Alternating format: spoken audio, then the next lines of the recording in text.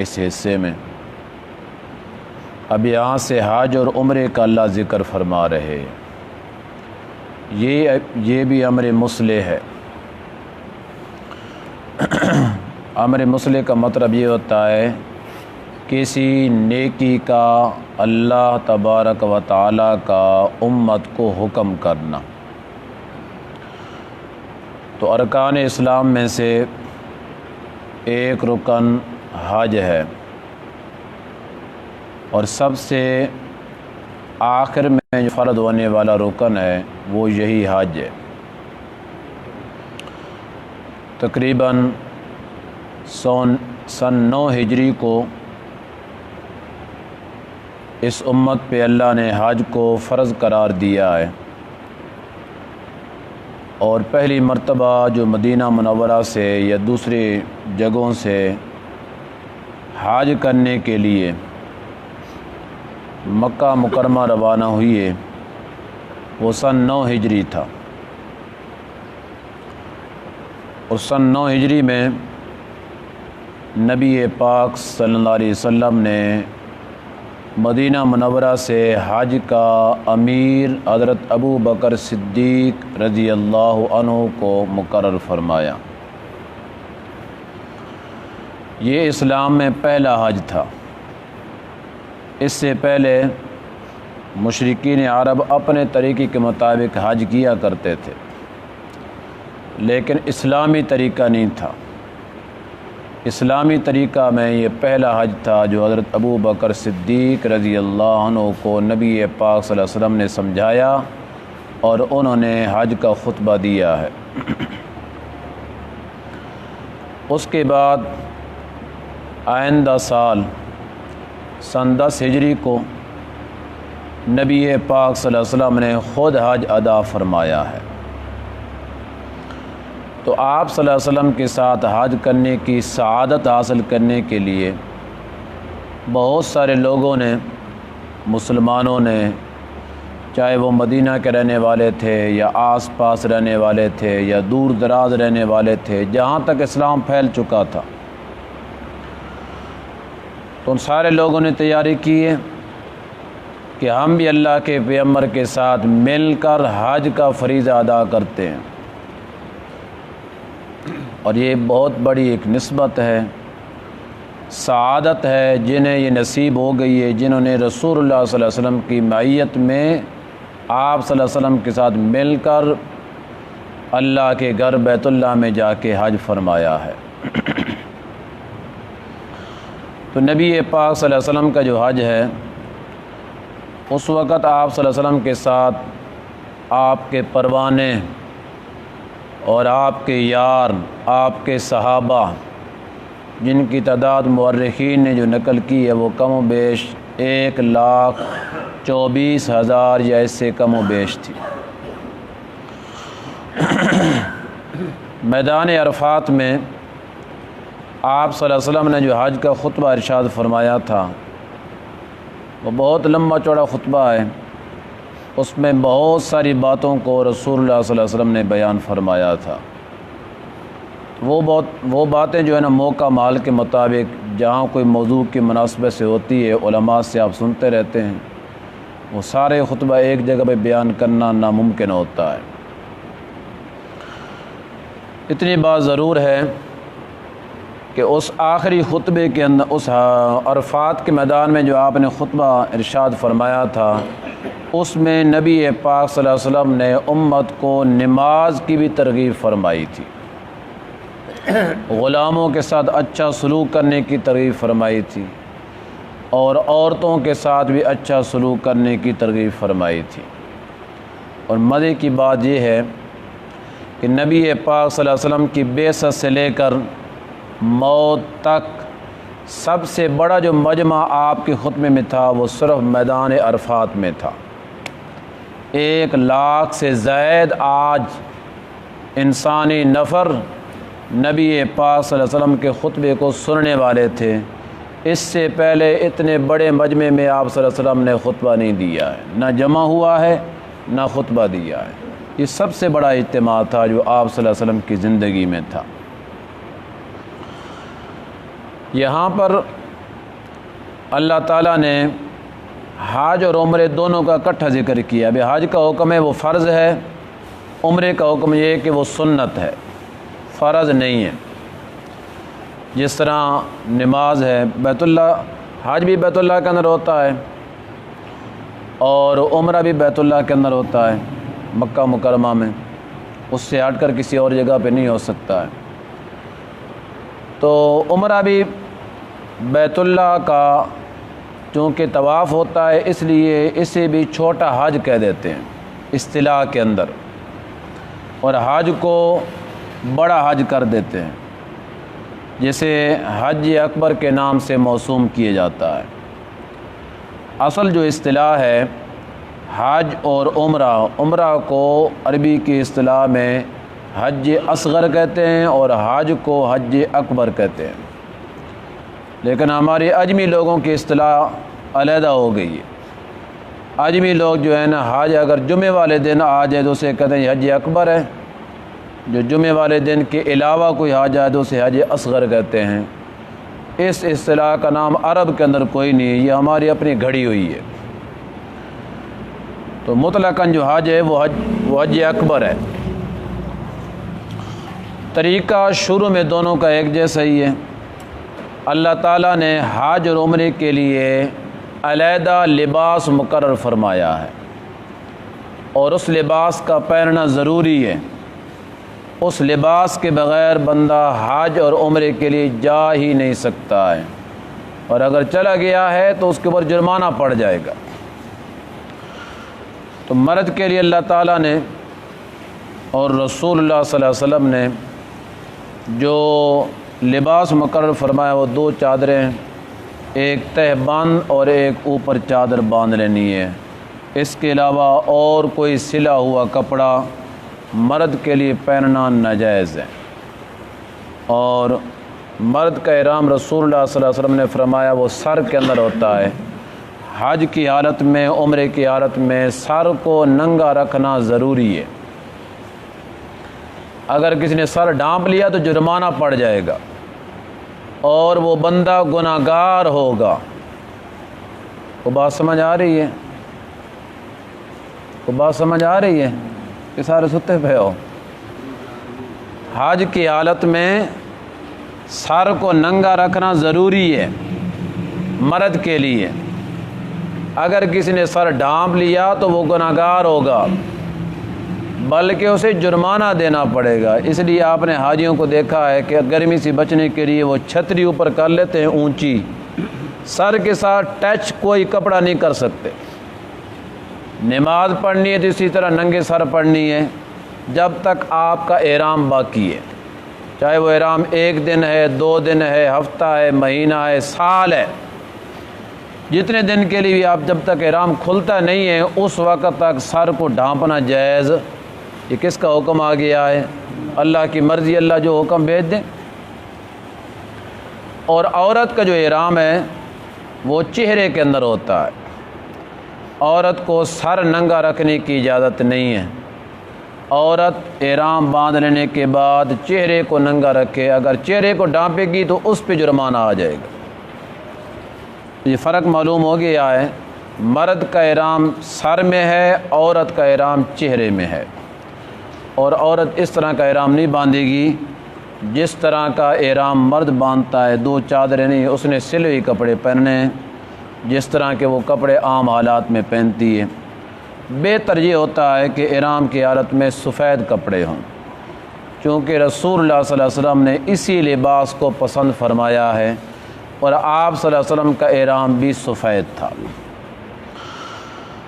یہ جو 2 باتیں ہیں نا کہ مرد کا احرام سر کے اندر ہے اور عورت کا احرام چہرے کے اندر ہے۔ احرام باندھ لینے کے بعد عورت کو چہرہ ڈھانپنا منع ہے، تو اس سے پہلے کیا حکم ہے؟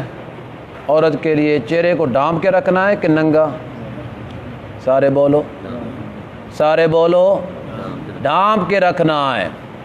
اب چونکہ پہلے قانون ڈھانپنے کا چلا آ رہا ہے، اب اللہ تعالیٰ کو کہنا پڑا ہے کہ اب نہیں ڈھانپنا ہے، منع کرنا پڑا ہے۔ منع اسی کام سے کیا جاتا ہے نا کہ پہلے ایک کام ہو رہا ہو تو اس سے منع کیا جاتا ہے کہ یہ کام اب نہیں کرنا ہے۔ اسی طرح مرد کو ننگا سر رکھنے کا حکم ہے۔ کیوں حکم کیا جا رہا ہے؟ اس سے پہلے کیا حکم ہے؟ ننگا رکھنا، نہیں ہے نا؟ پہلے ننگا تو اللہ نے کہنے کی ضرورت ہے کہ ننگا کرو۔ جس طرح عورت کو پہلے چہرہ ڈھانپنے کا حکم تھا، تب اللہ کہنے اب ننگا کرو، میرا حکم آ گیا، آپ نے احرام باندھ لیا ہے۔ اسی طرح مرد کو پہلے سر ڈھانپنے کا حکم ہے، تب اب اللہ تعالیٰ کہتے ہیں اب سر کو ننگا کر دو۔ منع اسی کام سے کی جاتا ہے کہ پہلے کام ہو رہا ہو، جو کام ہو ہی نہیں رہا تو پھر منع کرنے کی کیا ضرورت ہے؟ ایک بچہ گیٹ کی طرف جا رہا ہے، میری کلاس سے نکل کر تو میں اسے منع کروں گا، جو بیٹھا ہے اسے کیا منع کروں کہ تو کیوں جا رہا ہے؟ اسی یہ بات ثابت ہو گئی کہ اصل سنت جو ہے وہ سر کو ڈھانپ کر رکھنا ہے۔ ننگے سر گھومنا، چلنا پھرنا، نماز پڑھنا، یہ رسول اللہ صلی اللہ علیہ وسلم کی سنت کے خلاف ہے، اللہ کے قانون کے بھی خلاف ہے۔ وہ بات سمجھ آئی ہے؟ ایک بخاری شریف میں واقعہ آتا ہے، میں نے وہ واقعہ تو ذکر نہیں کرنا ہے، بس صرف اس کے اندر جو بات مقصودی ہے وہ ذکر کرنے لگا ہوں۔ حضرت علی رضی اللہ عنہ کی 2 اونٹنیاں تھیں، شادی حضرت علی کی قریب تھی۔ وہ ان اونٹنیوں کے اوپر پہاڑوں سے گھاس لینے کی تیاری کر رہے تھے، جو اذخر نامی گھاس ہے، بڑا خوشبودار ہوتا ہے، پتہ نہیں ادھر اسے کیا کہتے ہیں، ہمارے علاقے ادھر بھی ہوتا ہے، اذخر اس کا نام ہے، خوشبو اس کی آتی ہے، اسے مسلو سونگو خوشبو آتی ہے، اور سر کے پودے سے تھوڑا چھوٹا ہوتا ہے۔ تو کسی نے دیکھنا تو میری دکان کے اندر موجود ہے، وہ پنساریوں کے پاس بھی موجود ہوتا ہے۔ وہ گھاس لے کر آتے تھے نا تو وہ دیتے تھے سناروں کو، اور سنارے آ کر اس کو اپنے بھٹی میں جلاتے تھے اور اپنا سونا پگھالتے تھے اور ان کا کام بن جاتا تھا۔ اس زمانے میں یہ کوئلہ نہیں تھا، تو وہ گھاس بکتا تھا، ساتھ اس کی خوشبو ہوتی تھی، پورا گھر مہک جاتا تھا خوشبو سے۔ حضرت علی رضی اللہ عنہ وہ گھاس لینے کی تیاری کر رہے تھے، 1-2 ساتھیوں کو اور ساتھ ملایا، وہ رسے لینے کے لیے گئے، کو بورے لینے کے لیے گئے، جو ضرورت ہوتی ہے سفر میں جانے کے لیے۔ تو کیا دیکھتے ہیں، جہاں پہ انہوں نے اونٹنیوں کو باندھا تھا، حضرت علی جب اونٹنیوں کو لینے کے لیے گئے تو دونوں اونٹنیاں قتل ہوئی پڑی ہیں، کسی نے دونوں اونٹنیوں کو مار دیا ہے۔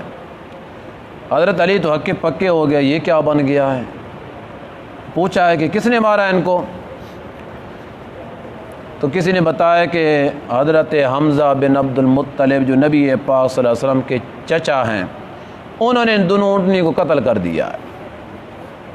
معاملہ یہ تھا کہ اس زمانے میں شراب حلال تھی، انہوں نے شراب پی ہوئی تھی اور کسی نے اکسایا ہے، تو شراب کے اندر ہوش تو ہوتا کوئی نہیں ہے، اور انہوں نے جذبے سے اٹھے اور اٹھ کر ان کی دونوں اونٹنیوں کو قتل بھی کر دیا، اور ان کے پیٹ کو پھاڑ کر اندر سے کلیجہ اور وغیرہ نکال کر وہ پکانے کے لیے دے بھی دیا ہے۔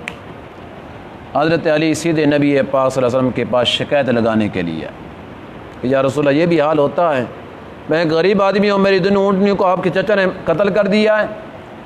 تو وہ حضرت علی کی بھی تو چچا تھے نا، سمجھ رہے ہو؟ نبی پاک صلی اللہ علیہ وسلم کے چچا تھے تو حضرت علی کی بھی چچا تھے۔ اپنے چچا کی شکایت لگانے کے لیے نبی پاک صلی اللہ علیہ وسلم کے پاس تشریف لے گئے، تو نبی پاک صلی اللہ علیہ وسلم نے فرمایا وہ کہاں ہیں؟ نے کہا وہ فلاں گھر کے اندر ہے۔ نبی پاک صلی اللہ علیہ وسلم جلدی سے نکلے، یہ بات میں نے آپ کو سمجھانی ہے، جلدی سے جو نکلے نا تو آپ صلی اللہ علیہ وسلم گیٹ کے پاس قریب تھے کہ پھر آپ صلی اللہ علیہ وسلم واپس پلٹے ہیں۔ آپ نے فرمایا جاؤ میری چادر لے کے آؤ۔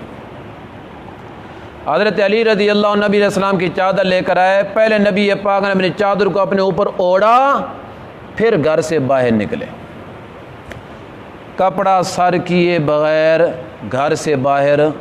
جو نبی سر پہ کپڑا کر کے گلیوں بغیر سر پہ کپڑا کرے گلی میں نہیں نہ چلتا، وہ نبی ننگا سر کر کے نماز بھی نہیں پڑھتا ہے۔ ترمذی شریف کے اندر حدیث ہے، نبی پاک صلی اللہ علیہ وسلم کے سر پہ ہر وقت میں کپڑا ہوتا تھا، اور آپ صلی اللہ علیہ وسلم اپنے زلف مبارک کو تیل لگایا ہوا ہوتا تھا، اور وہ اس کپڑے کے اوپر آپ کے تیل کے نشان بھی نظر آتے تھے۔ تو ترمذی شریف کی حدیث کہتی ہے کہ ہر وقت آپ صلی اللہ علیہ وسلم کے سر پہ کپڑا ہوتا تھا۔ میں آپ سے یہ پوچھتا ہوں، نماز کے ٹائم اتار دیتے تھے؟ یہ کہاں سے سنت نکالی آپ نے؟ کوئی سنت نہیں ننگے سر نماز پڑھنا۔ ہاں مجبوری ہے، کپڑا نہیں ہے تو آپ کے پاس قمیص بھی نہیں ہے نا، ناف سے لے کر گھٹنے تک آپ کا جسم ڈھکا ہوا ہے، نماز ہو جاتی ہے، ہونے نہ ہونے کی بات نہیں ہے۔ یہ بھی غلط فتویٰ چلا ہوا ہے، کوئی ننگے سر نماز پڑھ لے تو کہہ دیتے ہیں جی نماز ہوتی نہیں، کہاں لکھا نہیں ہوتی؟ ہو جاتی ہے، ہونے نہ ہونے کی بات نہیں ہے، سنت اور غیر سنت کی بات۔ سنت کیا ہے؟ سنت یہ ہے کہ سر پہ کپڑا ہو، اس کے بعد نماز پڑھنی ہے۔ ننگے سر نماز پڑھنا سنت نہیں ہے، لیکن اگر کسی نے مجبوری سے پڑھ لی ہے تو پھر بلا کراہت نماز ہو جاتی ہے۔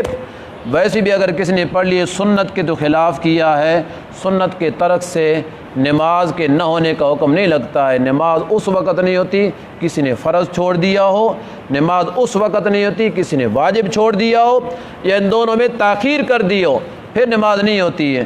سنت اگر چھوٹ جائے نا کوئی نماز کے اندر سے تو نماز نہ ہونے کا حکم نہ لگایا کرو، ہو تو جاتی ہے لیکن سنت کے خلاف ہے۔ یہ بات ذہن آ گئی ہے۔ احرام کے اندر میری طرف توجہ کریں، احرام کے اندر مرد کے لیے حکم ہے سر کو ننگا رکھنا اور عورت کے لیے حکم ہے چہرے کا ننگا رکھنا۔ اتنی سی بات سے میں نے استدلال کیا ہے کہ منع اس کام سے کیا جاتا ہے جو پہلے کام ہو رہا ہو، جو پہلے کام نہ ہو رہا ہو تو اسے منع کرنے کی کوئی ضرورت نہیں ہے۔ عیسائیوں کا مذہب ہے ننگا سر رکھنا، وہ اس کو ثواب سمجھتے ہیں۔ عیسائیوں کا یہ مذہب ہے ننگا سر رکھنا، اس کو وہ ثواب سمجھتے ہیں۔ مسلمانوں کا جو شعار ہے وہ سر کو ڈھانپ کر رکھنا، اس کو ثواب سمجھتے ہیں۔ اور نبی پاک صلی اللہ علیہ وسلم کی یہ عادت مبارک تھی کہ آپ اپنے مذہب کو، اپنے مسلک کو، اپنے دین کو، اپنے اسلام کو، اپنے شریعت کو ایسے انداز میں پیش کرتے تھے کہ آپ کا یہ طریقہ ہوتا تھا کہ میرا مذہب جو ہے دوسرے مذہبوں سے بالکل جداگانہ نظر آئے۔ ایک مرتبہ نبی پاک صلی اللہ علیہ وسلم کو پتہ چلا ہے کہ یہودی جو ہے نا وہ جنازہ پڑھ لینے کے بعد میت کو دفنانے سے پہلے سب کھڑے رہتے ہیں تعظیم کے لیے، کوئی بندہ بیٹھتا نہیں ہے۔ اور اس دن نبی پاک صلی اللہ علیہ وسلم بھی کھڑے تھے اور ایسے اتفاقاً کھڑے تھے۔ جو اس بندے نے بتایا نا وہ پہلے سے یہودی تھا، بعد میں مسلمان ہوا تھا۔ نبی پاک صلی اللہ علیہ وسلم فوراً بیٹھ گئے۔ آپ نے فرمایا خالف الیہود، یہودیوں کو مخالفت کرو، میں یہ چاہتا ہوں کہ میرا مذہب دور سے نظر آئے کہ یہ مسلمانوں کا طریقہ ہے۔ اگر یہودی کھڑے ہوتے ہیں ہم بیٹھیں گے۔